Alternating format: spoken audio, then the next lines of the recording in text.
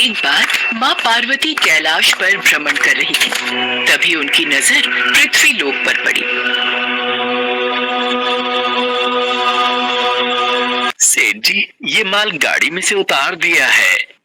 ये ले, तेरे आज की कमाई के 200 रुपए। पूरा दिन मेहनत करके सिर्फ ये 200 रुपए ही कमाई हुई है। अब इसमें से 50 रुपए दूध के, 50 रुपए सब्जी के, बाकी बचे 100 रुपए जो पूरे 3 दिन चलाने हैं। हाँ, ये हो गए पूरे 50,000 रुपए। इन्हें तिजोरी में रख देता हूँ।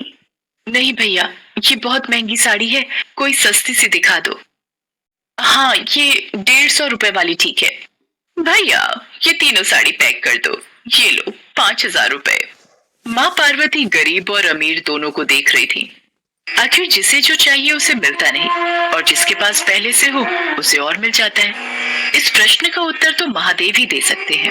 धरती का ये नजारा देखकर माँ पार्वती भगवान शंकर के पास चली। महादेव, मैंने देखा है कि धरती पर जो व्यक्ति पहले से ही गरीब और दुखी है, उसे और ज्यादा दुख मिलता है, और जो सुख में है आप उसे दुख नहीं देते। ऐसा क्यों? भगवान, ये आपकी कौन सी लीला है? देवी पार्वती, इस बात का उत्तर जानने के लिए आपको हमारे साथ धरती पर चलकर वहां के प्राणियों का हाल चाल जानना होगा। वहीं इस प्रश्न का उत्तर आपको प्राप्त होगा। भगवान शिव के कहे अनुसार कुछ समय बाद माँ पार्वती उनके साथ मृत्युलोक में प्राणियों का हालचाल जानने के लिए चल पड़ी। तभी रास्ते में उन्हें एक गरीब पति पत्नी जाते दिखाई दिए। और मिला, कुछ समझ नहीं आ रहा, हमारी गरीबी के दिन कब दूर होंगे। वो चंदन ने फिर एक नई जमीन खरीद ली। सबका भाग्य एक सा नहीं होता है जी। उसके भाग्य में अमीर बनना लिखा है, हमारे में नहीं। भगवान की इच्छा होगी तो हम भी अमीर बन जाएंगे।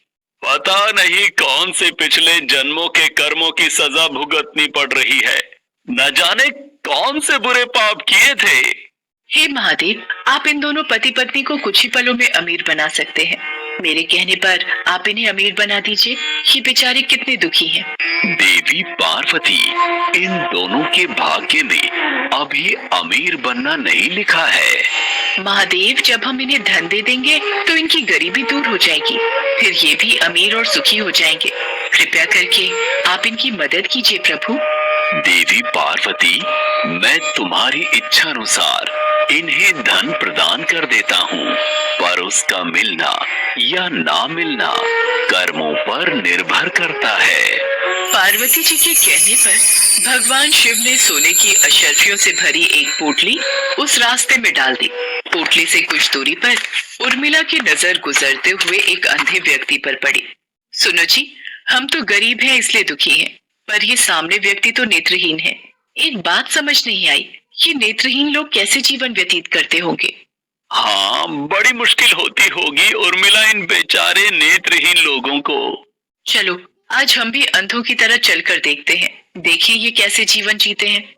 उर्मिला और सूरज आंखें बंद कर एक दूसरे का हाथ थामे चलने लगे।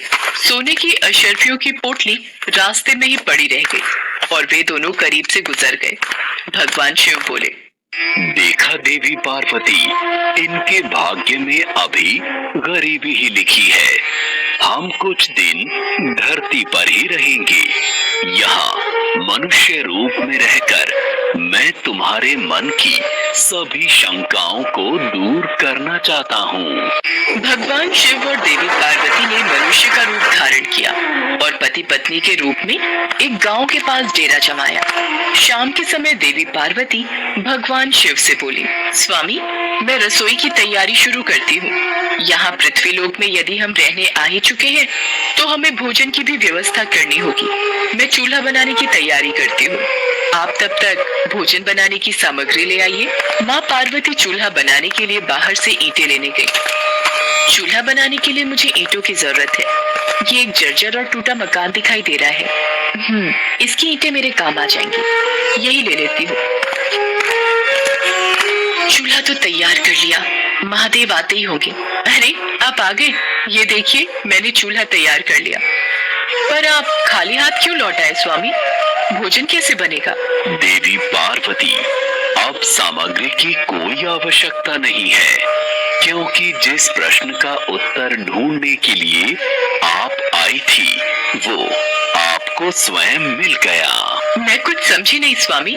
मेरे प्रश्न का उत्तर मेरे समक्ष ही है। हाँ देवी पार्वती, आप यही जानना चाहती है ना कि इस पृथ्वी पर क्यों गरीब लोग ज्यादा परेशान होते रहते हैं। अच्छा ये बताइए, आप इस चूल्हे को बनाने के लिए ईंटें कहाँ से लेकर आई हो? प्रभु, इस गांव में बहुत से ऐसे घर भी हैं जिनका रखरखाव सही ढंग से नहीं हो रहा है। उन पुराने घरों की जर्जर हो चुकी दीवारों में से मैं ईंटें निकाल कर ले आई। इसका मतलब जो घर पहले से खराब थे, आपने उन्हें और खराब कर दिया, जबकि आप मजबूत घरों की दीवारों से भी तो ईंटें ला सकती थी।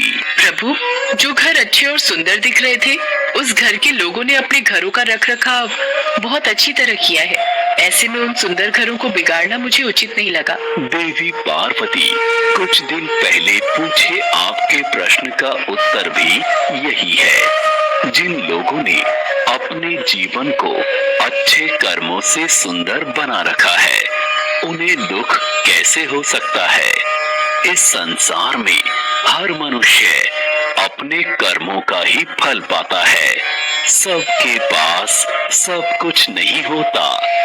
मनुष्य के पिछले जन्मों का कर्म उसे इस जन्म में भुगतना ही पड़ता है, और यदि वो अपने इस जन्म और आने वाले अन्य जन्मों को सुखी बनाना चाहता है, तो हमें सदैव ही पुण्य कार्य करते रहना चाहिए, ताकि हमारे कर्म उसमें जुड़ते रहें। आपको ज्ञात है, वो मार्ग में उस दिन एक नेत्रहीन व्यक्ति। हाँ स्वामी, मुझे ज्ञात है। वो देखिए देवी पार्वती, उसके पास धन दौलत ऐशो आराम की कोई कमी नहीं है, परंतु उसकी आंखों का इलाज नामुमकिन है। ये उसके पिछले जन्म के कर्मों से जुड़ा है। उसने पिछले जन्म में जानबूझकर किसी निर्दोष की आंखों की रोशनी छीन ली थी, इसलिए ये इस जन्म में नेत्रहीन हो गया। पर इसके कुछ पुण्य कार्यों की वजह से ये अमीर बना।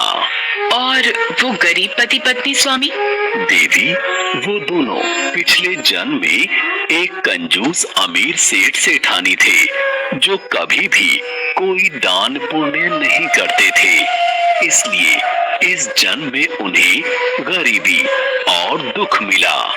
पर इन दोनों के अच्छे कर्म इनका आगे का जीवन सुखी बना सकते हैं। इस पृथ्वी पर कोई भी मनुष्य पूरी तरह से सुखी नहीं है देवी।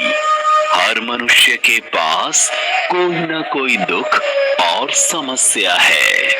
मुझे उत्तर मिल गया है स्वामी। इस पृथ्वी पर सुखपूर्वक जीवन यापन करने के लिए मनुष्य को अपने द्वारा अच्छे कर्म करने चाहिए।